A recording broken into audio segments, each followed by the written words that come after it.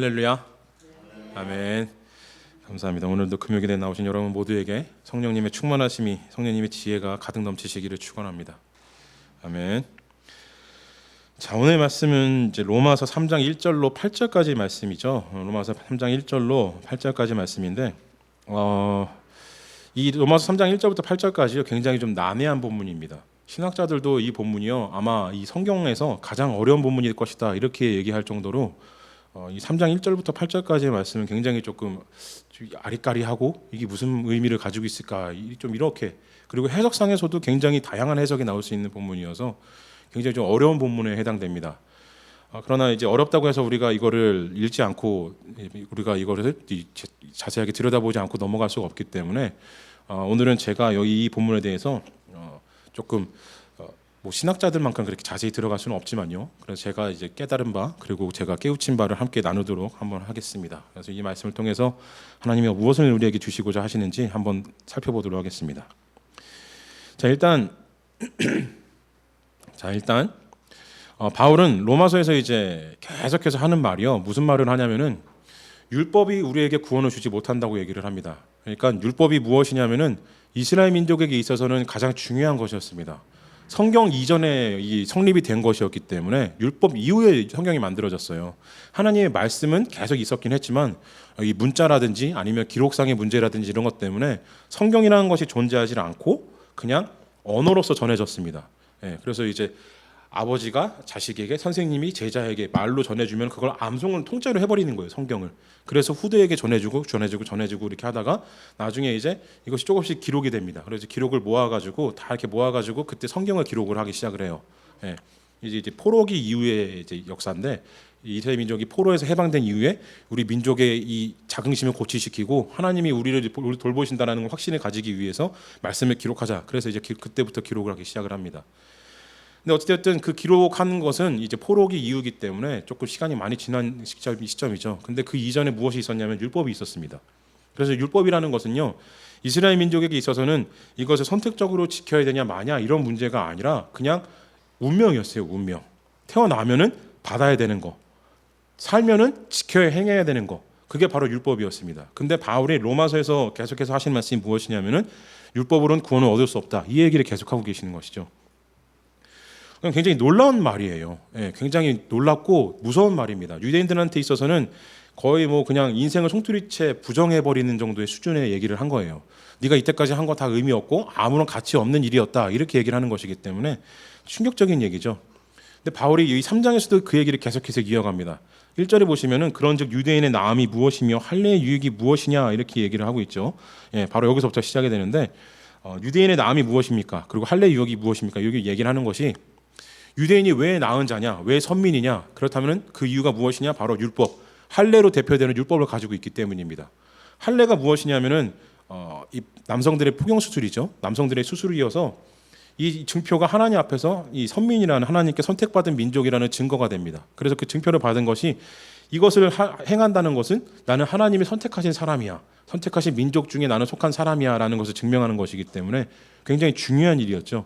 그래서 유대인의 나음, 유대인이 하나님께서 선택하신 민족으로서의 증거가 무엇이냐면 바로 이 할례였습니다. 그렇기 때문에 할례는 굉장히 중요한 것이었어요. 근데 바울이 1절에서 바로 하시는 말씀이 뭐냐면은 유대인의 나음이 무엇이며 할례의 유익이 무엇이냐 이렇게 묻고 있다라는 거예요. 이 얘기는 뭡니까? 할례도 유대인도 나음이 아무것도 없다라는 거예요. 너희네들에겐 나음이 아무것도 없다라는 겁니다.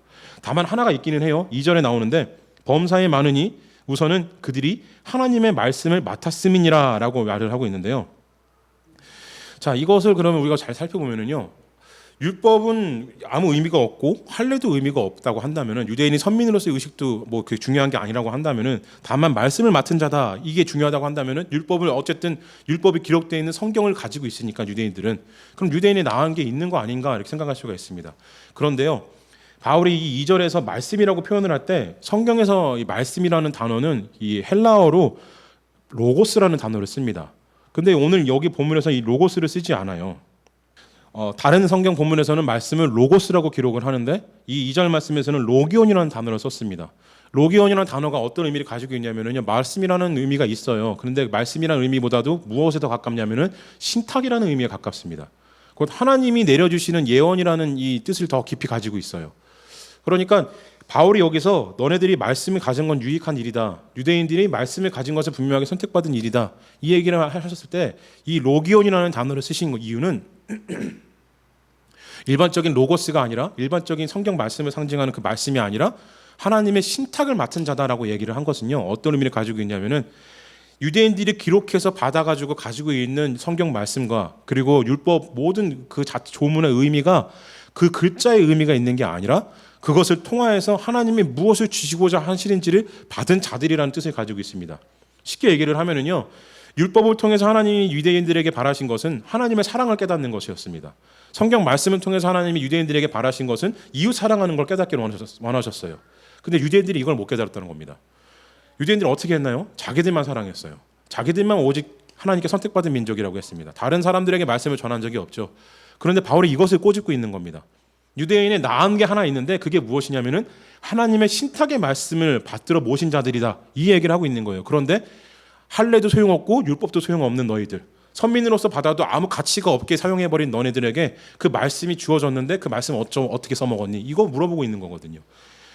그래서 바울이 오늘 계속 이 1장과 2장 그리고 3장에서도 이어서 계속 하시는 말씀이 유대인들에게는 주어진 게 굉장히 많다라는 거예요. 유대인은 분명히 우선된 자들입니다. 유대인들이요 하나님의 가지에서 뻗어나오는 본류예요. 본류, 원래 원가지입니다. 그리고 우리가 거기에 접붙임 받은 자들이어서 껴든 자들이에요. 우리는 유대인들은 분명히 선택받은 자들이 맞았어요. 그런데 그들이 선택받은 자들이었는데 무엇을 했습니까? 자기들만 배불렀어요. 자기들만 하나님께 구원받고자 했습니다. 다른 민족에게 말씀을 전한 적이 한 번도 없어요. 어쩌다 성경에 한두 명씩 가끔씩 특이하게 이방인들이 나오고 그러죠. 이방 군대 대장이 나오기도 하고 그러는데 그런 경우만 이제 제외하고는 어떻게 뭐 말씀을 들고 세계로 나아가고 열방으로 나아가고 이런 거 전혀 없습니다. 예수님 십자가 달려 죽으시고 사도들의 시대가 된 이후부터 그때부터 열정적으로 나가기 시작을 하죠. 이 이유가 무엇이냐면요. 이들이 하나님의 신탁을 받아가지고 그 신탁을 온 세상 만방에게 펼쳐내야 되는 사명을 가진 자들이었는데 이걸 못하니까 예수님이 오셔가지고 직접 하신 거예요. 하나님이 직접 오셔가지고 직접 하신 겁니다. 가깝하시니까요. 그리고 제자들에게 이제 능력을 권세를 주시면서 은사를 주시면서 이제 너네가 갈 차례다. 그래서 어떻게 하십니까? 사도행전 1장 8절에서 땅끝까지 가라고 말씀하시잖아요. 그래서 지금 우리 뒤까지 온 겁니다. 예, 우리도 또 어떻게 하나요? 예, 우리도 땅끝까지 가려고 하죠. 바로 이것입니다. 오늘 우리 로마서에서 하시는 말씀이 무엇이냐면요. 유대인들에게 주어진 건 분명하게 중요한 것들이었어요. 율법도 중요합니다. 예, 할례도 중요해요. 근데 왜 그것이 가치가 없어졌나요? 유대인들이요 그 참 의미를 찾아내지 못한 겁니다. 말씀도 중요해요. 하나님의 신탁의 말씀을 받는 게 얼마나 값진 일입니까? 근데 그것이 값진 것이 값어치가 없어졌어요. 왜 값어치가 없어졌나요? 그 말씀을 자기네들 취향에 맞게, 자기네들 입맛에 맞게 변질시켜 버렸다는 겁니다. 그래서 대표적으로 우리가 이걸 쉽게 이해하는 것이 무엇이냐면요. 하나님의 율법 말씀을 주셨을 때는 그것을 달달달 외워가지고 외우기만 하라고 주신 게 아니라 율법을 통하여서 인간의 한계를 깨닫고 그럼에도 사랑이신 하나님을 깨닫기를 원하셨던 것이었는데 이걸 못 깨달은 거예요. 그리고 성경 말씀을 통해서는 성경 말씀을 달달달 외우는 게 중요한 게 아니라 하나님이 어떻게 인간을 만드셨고 인도에 오셨고 이스라엘 민족을 어떻게 용서해 주고 살려주셨는지를 통해 가지고 하나님이 이렇게 사람을 사랑하시는구나라는 걸 깨닫기를 원하셨던 것이었습니다. 근데 이거를 안 하고요. 유대인들은 무엇을 합니까? 자기네들이 선택받았다는 증거로만 삼아요. 이것을 간단하게 정리를 하면은요. 하나님께서 우리에게 율법과 할례와 그리고 성경 말씀을 주셨을 때는 그것의 형태를 중요하게 여기신 게 아니라 그 안에 담겨져 있는 의미를 중요하게 주신 것이었어요. 근데 유대인들이 이것을 무엇을 했냐면은 그 중요한 의미를 받아서 형태를 만듭니다. 율법 조문을 만들고 성경 말씀에 대한 교리 같은 것들을 만들어내기 시작을 하고 할례를 행하는 것을 구원 자체로 여기기 시작을 하는 거예요. 하나님께서 주신 의도하고 완전히 반대가 되어버리는 것이죠.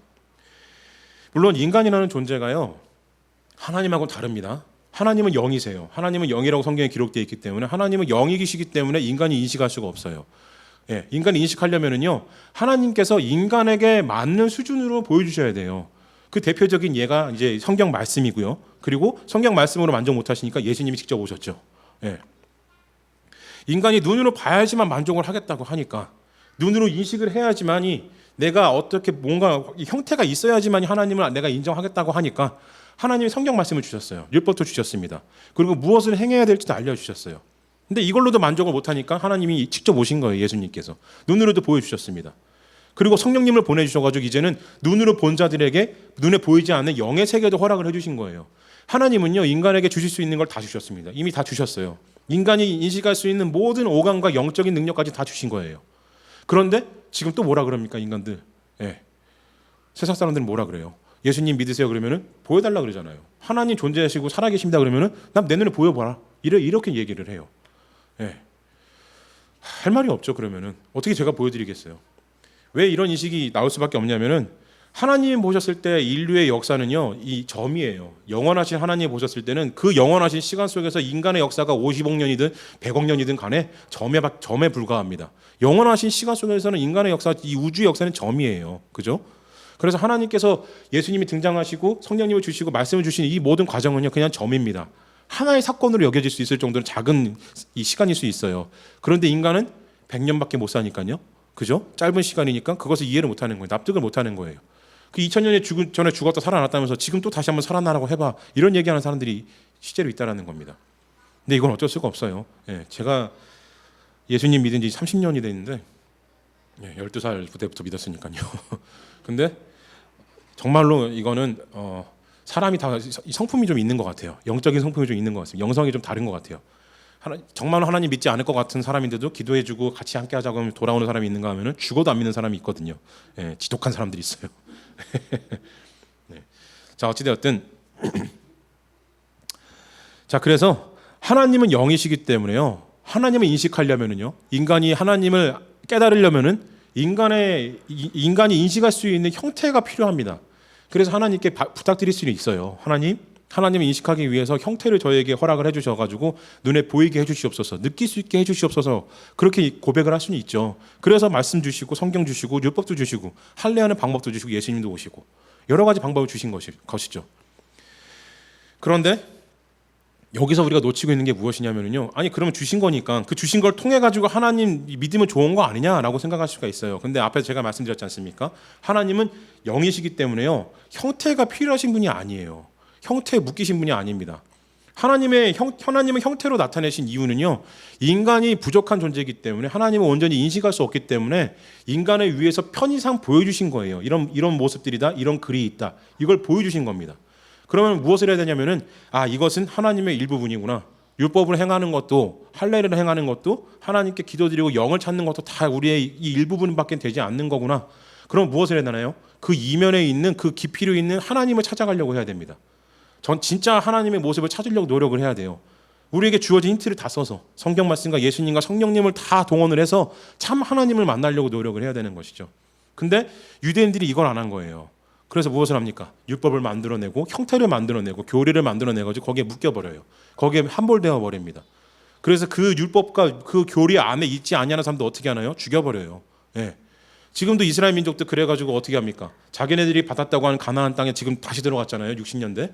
그래가지고 지금 어떻게 하나요? 얼마 전에 이 대형 사고 났던 레바논, 그쪽 가가지고 그 레바논 사람들 다 때려 죽이고 있잖아요. 총으로 쏴 죽이고 탱크로 밀어붙이고.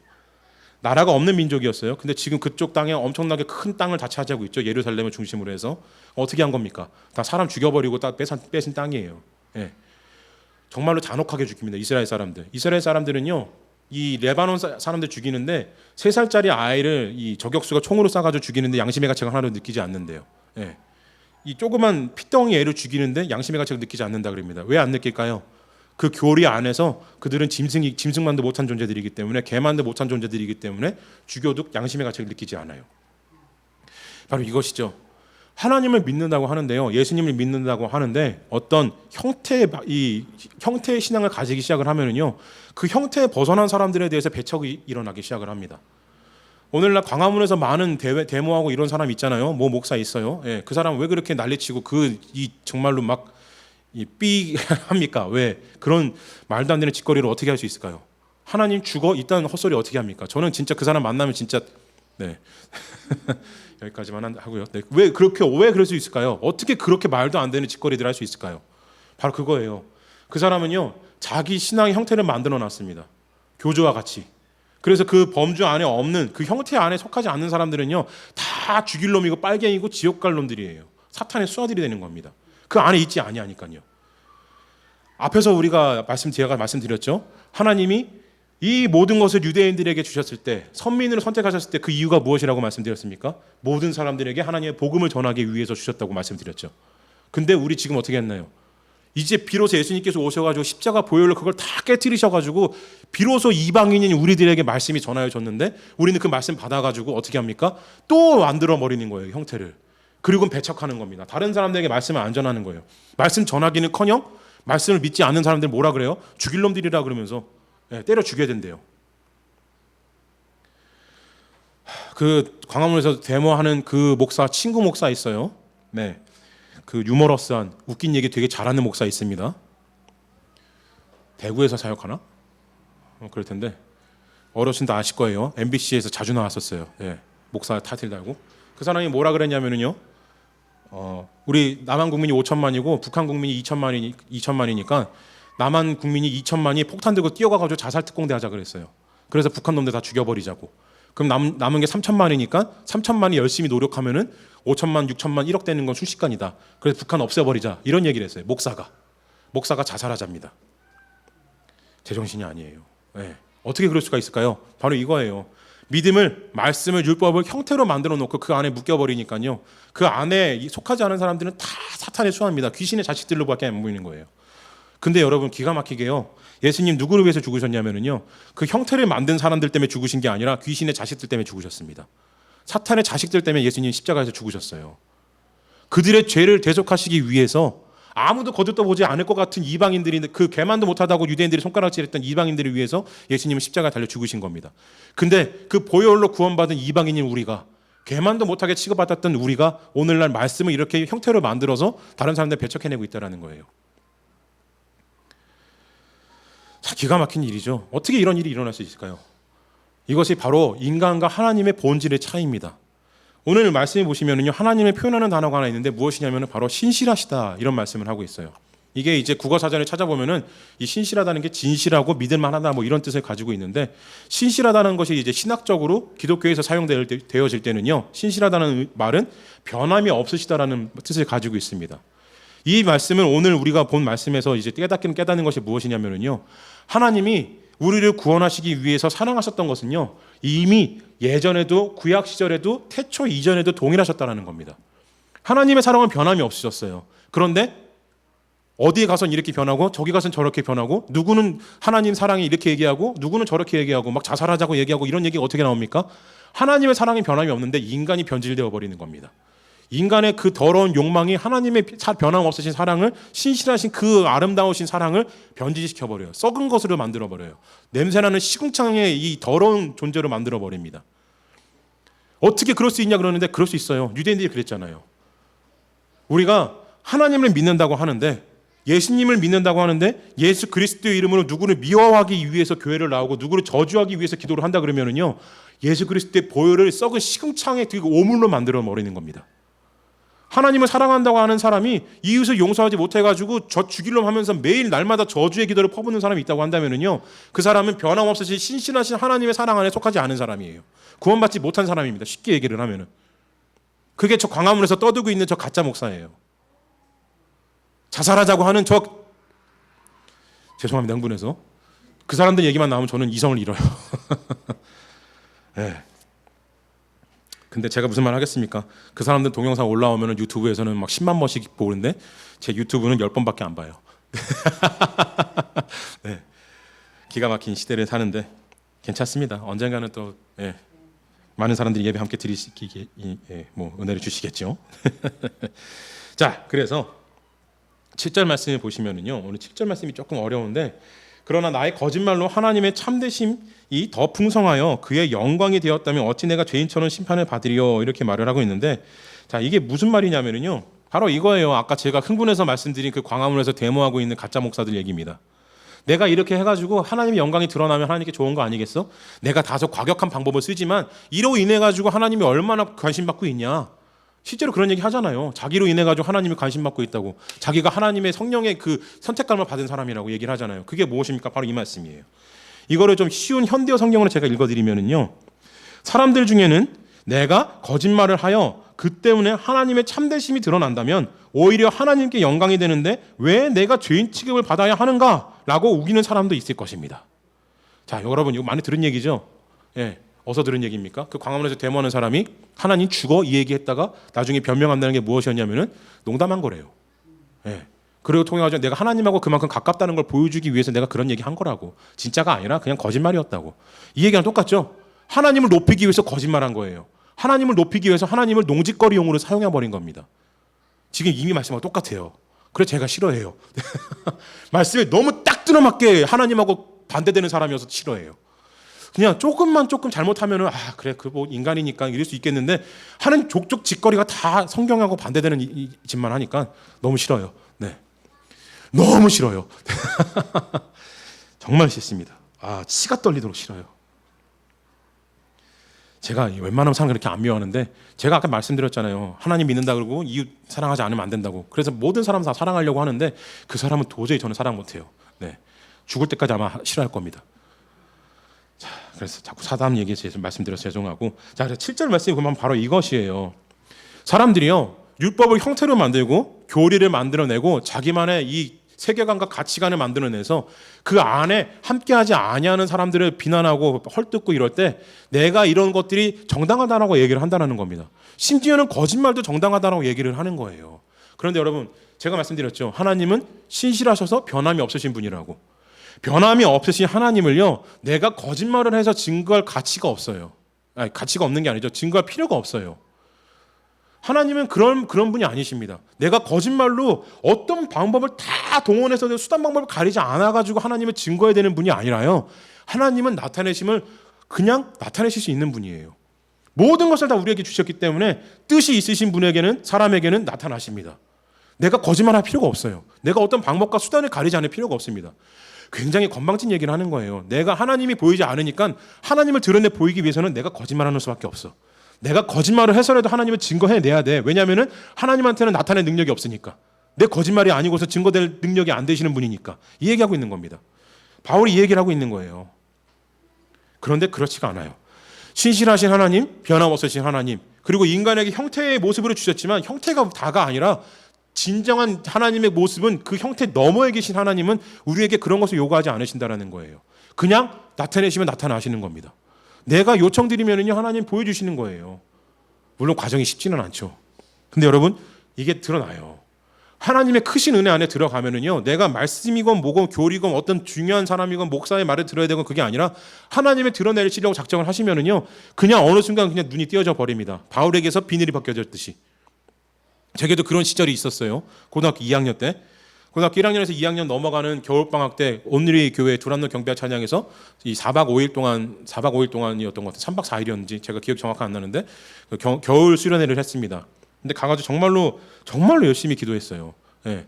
서가지고 4시간 5시간씩 찬양하고 기도하고 그랬습니다. 근데 정말로 그때는 30분밖에 안 지난 것 같았어요. 예. 정말로 은혜가 가득 찰 때였었는데 하나님 몰랐어요. 그냥 찬양하는 것이 하나님 찾고 싶어가지고 부르짖는 것이 그게 너무 좋아가지고 가서 하나님 부르짖고 찬양하고 그랬는데 그게 몇 년 그렇게 쌓였어요. 중학교 2학년 때부터 그렇게 열심히 다녔으니까요. 그러다가 그 겨울방학 때 제가 하나님을 만났습니다. 하나님을 만났는데 정말로 뭐 다른 방법이 있는 게 아니라요. 그냥 갑자기 어느 순간 번쩍하더니 하나님의 세계로 빠져들어가 버렸어요. 예. 육신은 앞으로 꼬꾸라져 버렸고 다행히 이제 무릎 꿇고 기도하고 있어가지고 크게는 안 다쳤는데 서서 기도하다 그랬으면 제가 와당창 넘어졌을 텐데. 사람들 그러죠. 인터넷에서 보면은 막 목사들이 안수하고 그러면 뒤로 넘어가는 거 보면 막 사입이라고 막 미친 것들이라 그러죠. 미친 게 아닙니다, 여러분. 실제로 일어나요. 제가 겪어봐서 알아요. 저는 여러 번 겪어봤는데 목사님께서 안수를 해주셨는데 그 안수 받다가 그냥 바로 꼬꾸라졌습니다, 앞으로. 그리고 제 몸에서 제가 빠져나갔어요. 그 체험이 일어났습니다. 그리고 하나님의 세상이라는 곳에 갔다 왔어요. 누가 말해준 건 아닌데 제가 공중에 둥둥 떠다니고 있었는데 우주 같은 곳에 떠 있었는데 여기가 성령님 아니구나 이걸 깨달았어요. 그냥 본능적으로.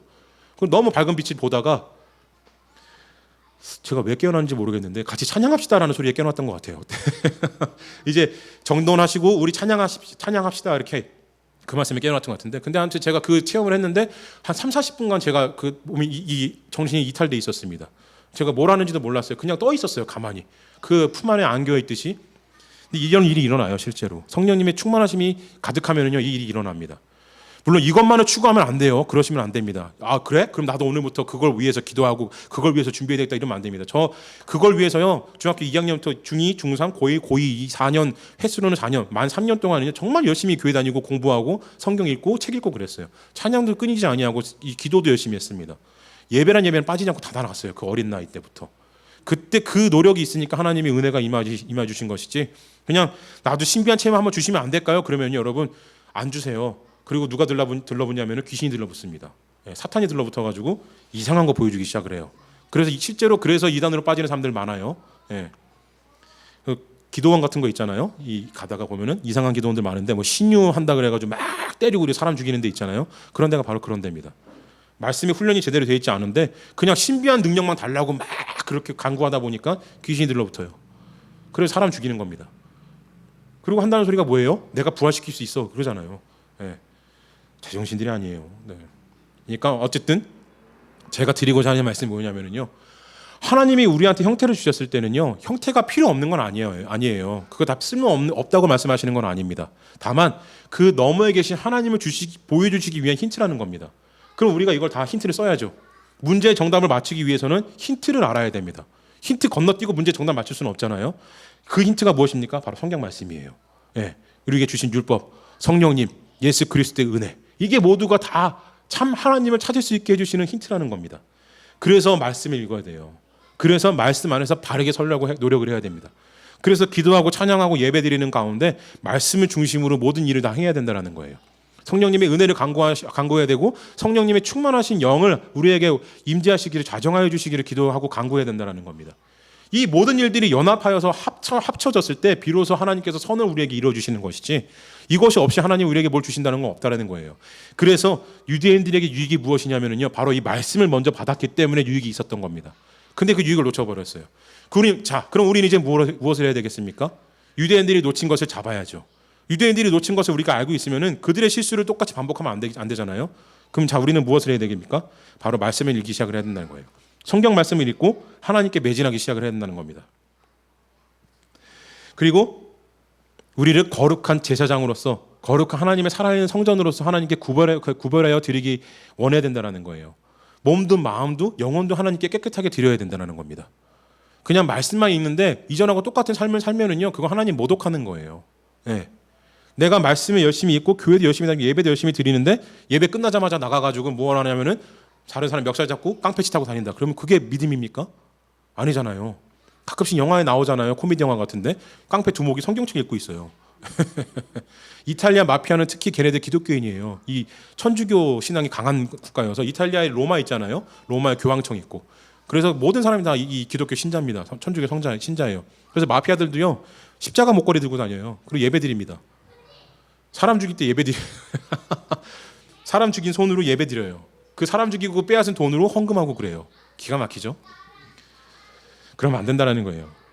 제가 말씀 하나 읽어드리겠습니다. 레위기 11장 44절 45절 말씀인데, 나는 여호와 너희의 하나님이라. 내가 거룩하니 너희도 몸을 구별하여 거룩하게 하고 땅에 기는 길짐승으로 말미암아 스스로 더럽히지 말라. 나는 너희의 하나님이 되려고 너희를 애굽 땅에서 인도하여 낸 여호와라. 내가 거룩하니 너희도 거룩할지어다. 아멘. 우리가 거룩해야 되는 이유는 여러분, 하나님 앞에서 우리가 노예처럼 벌벌 기기 위해서, 하나님이 깨끗한 걸 원하시니까 노예 주제에 내가 어떻게 더럽게 나갈 수 있을까, 이게 아니라 나를 구원하신 하나님께서 내가 너를 사랑해서 구원해냈으니까, 내가 너를 자녀 삼아서 너를 구원했으니까 이제 내 자녀에 맞게, 너는 이제 왕자고 공주니까, 하나님 나라 하늘나라의 왕자고 공주니까 그 신분에 맞는 거룩함을 입으렴, 이 말씀하시고 있는 겁니다. 안 그러면 하나님께서 내가 너희를 애굽 땅에서 구하여 냈으니까 이제 거룩해라, 이런 얘기 하실 필요가 없어요. 내가 애굽 땅에서 구해냈지, 이제부터 내 말 안 되면 죽을 줄 알아라, 이러셔야죠. 하나님이 우리를 노예처럼 여기셨다고 한다면, 내가 너네 애굽 땅에서 구해냈는데 너네 하는 짓거리가 고작 그거야? 다 죽여버리겠어, 이러셔야 되잖아요. 근데 안 그러셨어요. 어떻게 하십니까? 애굽 땅에서 너희를 인도하여 낸 여호와라. 내가 거룩하니까 너희도 거룩해라. 뭔 말입니까? 하나님하고 똑같다라는 거예요. 같은 능력 가졌다는 게 아니에요. 하나님의 자녀라는 겁니다. 하나님께서 낳으신 자녀라는 거예요. 우리는 하나님의 자녀이기 때문에 거룩한 겁니다. 하나님의 자녀이기 때문에 거룩해져야 돼요. 그럴 가치가 있는 존재들이기 때문에. 근데 우리가 이것을 우리의 형태를 만든 신앙 안에서 우리가 갇히기 시작을 하면은요, 내 고집과 내 마음에 이 가득 찬 이 신앙으로 다른 사람을 배척하기 시작을 하면은요, 거룩한 게 아니게 되는 겁니다. 하나님께 맞지 않은 사람이 되어버리는 거예요. 하나님께서 애굽 땅에서 인도할 만한 그런 가치가 없는 존재가 되어버리는 겁니다. 스스로 추락해버리는 거예요. 이런 일을 절대 하면 안 되잖아요. 그죠? 제가 강화문에서 그 그 목사 왜 싫어하냐면은요, 자기 혼자 그렇게 살면 좋잖아요. 그런데 광화문에서 하는 거 인터넷에 광고하고 유튜브에 광고하고 애국이라는 단어 갖다 붙여가지고 수만 명 사람들 끌어내가지고 그 사람들 다 똑같이 만들어 버립니다. 그래서 뭐라 그래요? 욕하잖아요. 예. 예. 대통령 되고 뭐라 그래요? 대통령 보고 뭐라 그래요? 죽여버리자 그러잖아요. 찢어 죽이자 그래요. 가서 보면은. 예. 물론 정치적인 관점이 다를 수는 있어요. 똑같을 수 없죠. 그런데 기독교인은 그러면 안 됩니다. 아무리 화가 나고 아무리 마음에 안 들어도요, 죽여버리자는 얘기하면 안 돼요. 하나님의 이름으로, 예수님의 이름으로 기도하는데 죽여주시옵소서라고 기도하는 게 말이 되겠습니까? 하나님은 모독하는 거예요. 정말로 저는 그래서 너무 싫어요. 자기 혼자 죽는 게 아니라 너무 많은 사람들 끌고 죽어가고 있어요. 정말 그러면 안 됩니다. 돌이켜야 돼요. 예. 우리는 회개해서 하나님 앞에서 다시 한번 회개해야 됩니다. 내 마음속에 미워한 자가 없었는지, 하나님 믿는다고 하는데 내가 받아들이지 못한 사람은 없었는지, 이걸 돌이켜 반성해야 된다는 거예요. 제가 말씀 하나 읽어드리고 마치도록 하겠는데요. 요한계시록 2장 5절에서 이렇게 말씀하셨습니다. 그러므로 어디서 떨어진 것을 생각하고 회개하여 처음 행위를 가지라. 만일 그리하지 아니하고 회개하지 아니하면은 내가 내게 가서 내 촛대를 그 자리에서 옮기리라. 우리의 거룩함이 하나님께서 옮겨버리심을 인하여서 사라지기 전에 회개하심으로 다시 한번 사랑하시고 다시 한번 품어내는 여러분 되셨으면 좋겠습니다. 광화문 가셔가지고 가스통 들고 죽여버리겠다고 외치시는 자들이 되는 게 아니라 교회 가셔가지고 눈물 흘리면서 기도하셨으면 좋겠어요. 그렇게 하셔서 하나님께 칭찬받는 분들, 하나님께서 촛대를 옮기지 아니하는 거룩한 하나님의 일꾼들 되셨으면 좋겠습니다. 여러분은 정말로 하나님께서 거룩하다고 여기실 만한 존재시기 때문에 기도하시고 하나님 찾으시면 하나님께서 분명히 안아주시고 거룩하게 만들어주실 것입니다. 그러니 포기하지 마시고 하나님 열심히 사랑하셨으면 좋겠습니다. 그렇게 거룩한 한 주 되시기를 진심으로 축원드립니다. 아멘.